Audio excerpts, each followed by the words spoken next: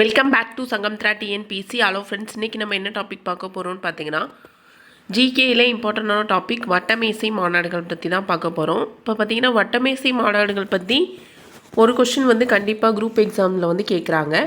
வாங்க இப்போ நம்ம வீடியோக்குள்ளே போகலாம். அதுக்கு முன்னாடி நம்ம சேனலை சப்ஸ்கிரைப் பண்ணாதவங்க சப்ஸ்கிரைப் பண்ணிக்கோங்க.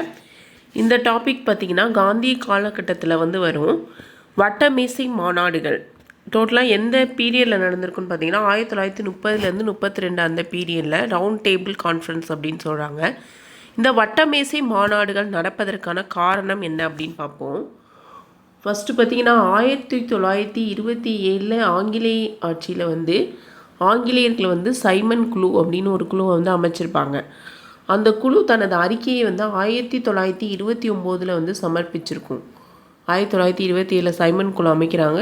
அதோட அறிக்கையை 1929 சமர்ப்பிக்கிறாங்க. அதன்படி இந்தியாவில் அரசியல் மாற்றங்கள் ஏற்படுத்தலாம் அப்படின்னு சொல்லிட்டு ஆங்கிலேயர்கள் இந்தியாவோட பேச்சுவார்த்தை நடத்த முடிவு பண்ணுறாங்க.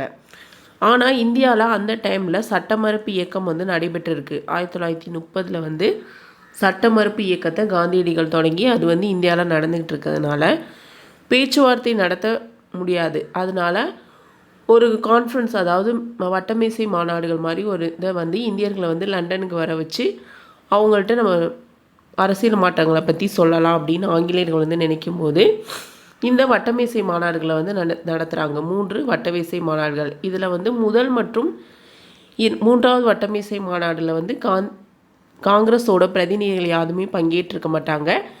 2வது வட்டமேசை மாநாட்டில் மட்டும் காந்தியடிகள் பங்கேற்றிருப்பார் காங்கிரஸோட பிரதிநிதியாக. இப்போ பார்த்துருவோம். முதல் வட்டமேசை மாநாடு எப்போ தொடங்குறதுன்னு பார்த்தீங்கன்னா 1930 தொடங்குது. வட்டமேசை மாநாடுகள் எல்லாமே லண்டனில் தான் நடைபெறுது. நவம்பர் 12 1930 6ஆம் ஜார்ஜ் மன்னர் வட்டமேசை மாநாடை தொடங்கி வைக்கிறார். நவம்பர் 12 1930 வருடம் 6ஆம் ஜார்ஜ் மன்னர் முதலாவது வட்டமேசை மாநாடை தொடங்கி வைக்கிறார். காங்கிரஸ் கட்சியோட பிரதிநிதிகள் இதில் யாருமே கலந்து கொள்ளலை. ஏன் அவங்க கலந்து கொள்ளலை அப்படின்னு பார்த்தீங்கன்னா, சட்ட மறுப்பு இயக்கம் தீவிரமாக நடைபெற்று கொண்டிருக்கனால காங்கிரஸோட பிரதிநிதிகள் யாரும் பங்கேற்கலை. இது எங்கே நடந்திருக்கு அப்படின்னு பார்த்தீங்கன்னா, நிகழ்ந்த இடம் royal gallery house of lords London. Royal gallery house of lords London. இது கொஸ்டினில் கேட்டதில் இருந்தாலும் நீங்கள் தெரிஞ்சு வச்சுக்கோங்க. லண்டன் அப்படின்னு தான் பொதுவாக நம்ம படிச்சிருக்கோம். அடுத்து இதில் யார் யார் கலந்து கொண்டாங்க அப்படின்னு பார்த்திங்கன்னா, தாழ்த்தப்பட்டவர்களின் பிரதிநிதியாக கலந்து கொண்டவர் தான் டாக்டர் பிஆர் அம்பேத்கர், நம்ம எல்லாருக்குமே தெரியும். அடுத்து இரட்டைமலை சீனிவாசன், முகமது அலி ஜின்னா, தேஜ் பகதூர், சீனிவாச சாஸ்திரி, மீரா பென் இவங்களாம் முதல் வட்டமேசை மாநாட்டில் கலந்து கொள்கிறாங்க. டாக்டர் பிஆர் அம்பேத்கரும் தேஜ் பகதூர் இவங்க 2 பேரும் 3 வட்டமேசை மாநாடுகள்லையும் கலந்துருப்பாங்க. பிஆர் அம்பேத்கர் மற்றும் தேஜ் பகதூர். இந்த இரட்டைமலை சீனிவாசர் அவங்க பார்த்திங்கன்னா முதல் மற்றும் 2வது வட்டமேசை மாநாட்டில் கலந்துருப்பார். இரட்டைமலை சீனிவாசன் டிஎன்பிசியில் கேட்டிருக்காங்க ஆல்ரெடி. அடுத்து இந்த சீனிவாச சாஸ்திரி பார்த்திங்கன்னா முதல் வட்டமேசை மாநாட்டில் மட்டும் கலந்துக்கிட்ட தமிழர். இரட்டைமலை சீனிவாசன் 2லையும் கலந்துருப்பார், முதல் மற்றும் 2வதுல. சீனிவாச சாஸ்திரி முதலாவது வட்டமேசை மாநாட்டில் கலந்து கொண்ட தமிழர்கள். அடுத்து 2வது வட்டமேசை மாநாடு. 2வது வட்டமேசை மாநாடு பார்த்திங்கன்னா செப்டம்பர் 7 டு டிசம்பர் 1 1931 வரைக்கும் நடைபெற்றிருக்கும். 2வது வட்டமேசை மாநாடு ஆண்டு பார்த்திங்கன்னா 1931. டேட் பார்த்திங்கன்னா செப்டம்பர் 7 டிசம்பர் 1 வரைக்கும் நடைபெற்றிருக்கும். இது தொடங்கியது பார்த்திங்கன்னா செப்டம்பர் 7 1931 மாநாடு தொடங்கியது. இந்த மாநாட்டில் தான் காந்தி இர்வின் ஒப்பந்தம் ஏற்படுது. அதாவது காந்தி இர்வின் ஒப்பந்தம். முதல் வட்டமேசை மாநாட்டில் காங்கிரஸ் பிரதிநிதிகள் யாருமே கலந்து கொள்ளலாம் அப்படின்னு சொல்லிட்டு ஆங்கிலேயர்கள் இர்வின் பிரபு இந்தியாவுக்கு அனுப்பி காந்தி இர்வின் ஒப்பந்தம் அப்படின்னு ஒரு ஒப்பந்தத்தை ஏற்படுத்துகிறாங்க. இது என்னன்னு பார்த்தீங்கன்னா, தாழ்த்தப்பட்டவருக்கு முன்னுரிமை வழங்கப்படும், அது மாதிரி கைது செய்தவர்களை விடுதலை பண்ணுவோம், உப்பு சட்டங்களை நாங்கள் திரும்ப பெற்றுறோம் அப்படின்னு சொல்லி ஆங்கிலேயர்கள் வாக்குறுதி கொடுக்குறதுனால காந்தி இர்வின் பிரபு ஒப்பந்தம் ஏற்படுது. ஆனால் பார்த்திங்கன்னா இந்த மாநாட்டில் இவங்க சொன்ன மாதிரி உப்பு சட்டங்களை திரும்ப பெறலை, கைது செஞ்சவங்களை விடுவிச்சாங்க. ஆனால் வகுப்புவாத பிரதிநிதித்துவம் மட்டும் பேசிட்டு மற்ற எதுவுமே நிறைவேறாதனால இந்த திட்டம் இந்த இரண்டாவது வட்டமேசை மாநாடு வந்து ஒரு தோல்வியடைந்த மாநாடு அப்படின்னு சொல்கிறாங்க.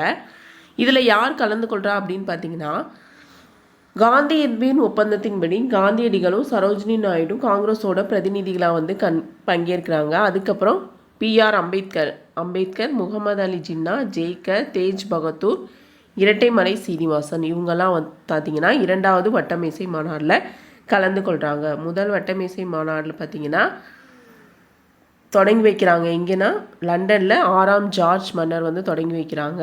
இதில் காங்கிரஸ் பிரதிநிதிகள் பங்கேற்க மாட்டாங்க.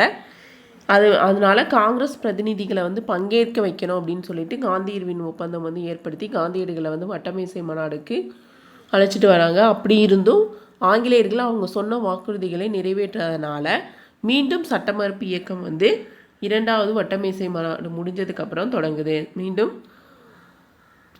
சட்டமறுப்பு இயக்கம் தொடங்குது. அது மட்டும் இல்லாமல் ஆங்கிலேயர்கள் வந்து காங்கிரஸ் கட்சியை தடை செய்து காங்கிரஸ் பிரதிநிதிகளை வந்து கைது செய்கிறாங்க. அதாவது வட்டமேசை மாநாடு முடிஞ்சோடனே காந்தியடிகளையும் வந்து கைது செய்கிறாங்க. அடுத்து மூன்றாவது வட்டமேசை மாநாடு பார்த்திங்கன்னா நவம்பர் டிசம்பர் 1932 வந்து நடைபெற்றிருக்கும். November December 1932. இது வந்து இறுதி வட்டமேசை மாநாடு நவம்பர் 17, 1932 வந்து தொடங்கியிருக்கும். காங்கிரஸும் பிரித்தானிய தொழிலாளர் கட்சியும் இதில் பங்கு கொள்ள மறுத்துவிட்டனர். காங்கிரஸும் அவங்களோட வாக்குறுதிகளை வந்து ஆங்கிலேய அரசு ஏற்காதனால சட்டமறுப்பு இயக்கம் நடந்து கொண்டிருப்பதனாலும் காங்கிரஸ் கட்சியும் தொழிலாளர் கட்சியும் இதில் வந்து பங்கேற்க கொள்ள டோட்டலாக வந்து இந்தியாவில் வந்து 43 பிரதிநிதிகளை வந்து கலந்து கொண்டார்கள். அதில் யாருன்னு பார்த்தீங்கன்னா அம்பேத்கர், தேஜ் பகதூர் மாநாட்டில் கலந்து கொண்டார்கள். அம்பேத்கரும் தேஜ் பகதூரும் இந்த மாநாட்டில் வந்து கலந்து கொண்டாங்க. இதுவும் வந்து ஒரு தோல்வியடைந்த மாநாடு தான். இந்த மாநாட்டோட பரிந்துரைகள் பார்த்திங்கன்னா 1932 மூன்றாவது வட்டமேசை மாநாடு முடிஞ்சிருது. அந்த 3 வட்டமேசை மாநாடுகளோட நடந்த பேச்சுவார்த்தையை வச்சு மார்ச் மாதம் 1933 ஒரு வெள்ளை காகிதத்தில் வந்து ஒரு அறிக்கை வந்து வெளியிட்டாங்க. இதுதான் வெள்ளை அறிக்கை. இதன்படி தான் 1935 வருடம் இந்திய அரசு சட்டம் வந்து கொண்டு வராங்க. 1935 இந்திய அரசு சட்டம் எதன்படி கொண்டு வந்தாங்கன்னு கேட்கலாம். 1933 வெளியிடப்பட்ட வெள்ளை அறிக்கையின்படி தான் இந்திய அரசு சட்டம் கொண்டு வந்திருப்பாங்க. நம்ம பார்த்துருப்போம், இந்திய அரசு சட்டத்தில் நிறையா விதிகள் வந்து கொண்டு வந்திருப்பாங்க. ப்ரீவியஸ் வீடியோலலாம் நாம் அதை போட்டு பார்த்துருப்போம். இவ்வளோதான் வட்டமேசை மாநாடுகள் பற்றி. முதல் வட்டமேசை மாநாடு 1930, இரண்டாவது வட்டமேசை மாநாடு 1931, மூன்றாவது வட்டமேசை மாநாடு 1932. இது முடிஞ்சோன்னே ஒரு வெள்ளை அறிக்கையை வெளியிடுறாங்க. அதன்படி தான் இந்திய அரசாங்க சட்டம் 1935 வந்து கொண்டு வர்றாங்க. அவ்வளோதான் ஃப்ரெண்ட்ஸ். இந்த வீடியோவில் 3 வட்டமேசை மாநாடுகளில் இம்பார்ட்டன்ட் டாபிக் ஏன் கொண்டு வர்றாங்க, என்னென்ன காரணம், யார் யார் கலந்துக்கிட்டாங்க அப்படின்னு பார்த்துட்டோம். அடுத்த வீடியோவில் அடுத்த இம்பார்ட்டன்ட் டாபிக் பார்ப்போம். தேங்க்யூ.